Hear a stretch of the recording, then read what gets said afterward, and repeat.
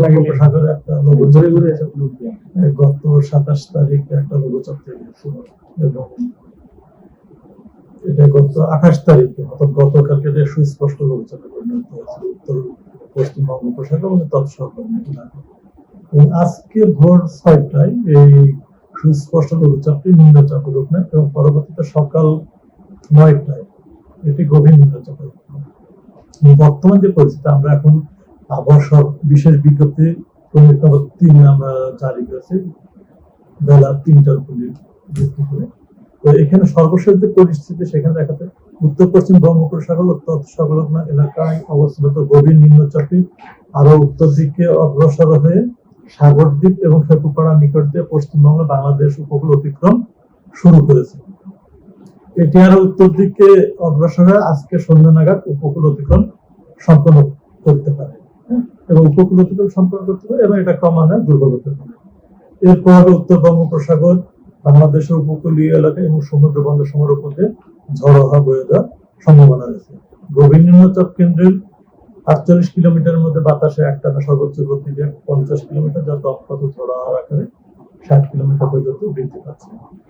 গভীর নিম্নচাপ কেন্দ্রের নিকটবর্তী এলাকায় সাগর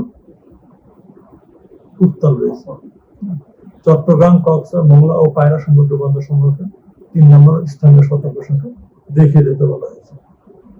অমাবস্যা এবং গভীর নিম্নচাপের প্রভাবে উপকূলীয় জেলা চট্টগ্রাম, নোয়াখালী, লক্ষ্মীপুর, ফেনী, চাঁদপুর, ভোলা, হাতিয়া, সন্দ্বীপ, বরগুনা, পটুয়াখালী, বরিশাল, পিরোজপুর, ঝালকাঠি, বাগেরহাট, খুলনা, সাতক্ষীরা এবং তাদের অদূরবর্তী দ্বীপ ও চর সমূহ 2 থেকে 4 ফুট উচ্চতার জলোচ্ছ্বাসে প্লাবিত হতে পারে।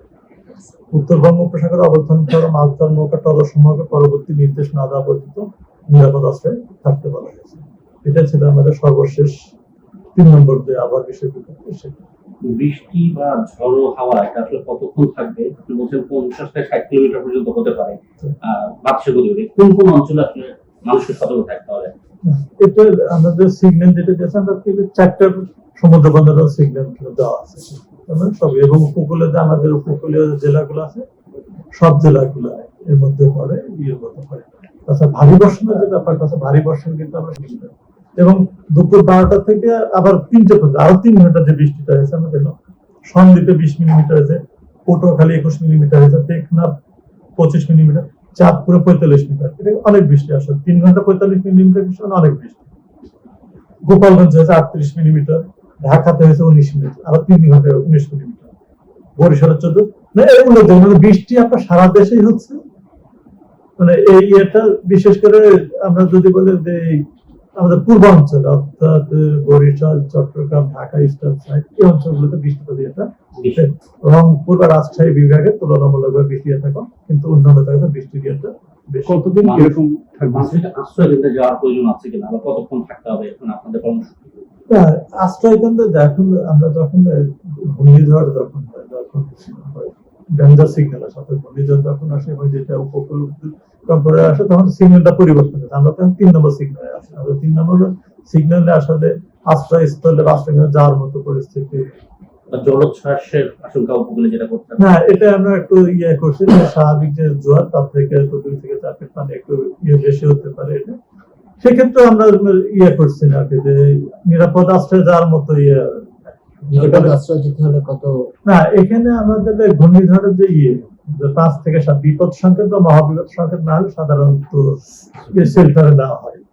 মানে এখন আমাদের পাহাড় ধসের একটা আশঙ্কা আছে, আর যদি ভারী বর্ষণের একটা আশঙ্কা রয়েছে। আর বাতাস যেটা হবে এটা নিম্নচাপ, এটা সবসময় স্বাভাবিক যে বাতাস সেটাই হয়। বৃষ্টি কতদিন? বৃষ্টি আপনাদের ভারী বৃষ্টিতে প্রবণতা 48 ঘন্টা দেখছে, অর্থাৎ আগামীকালকে সারাদিন কম বেশি বৃষ্টি থাকে।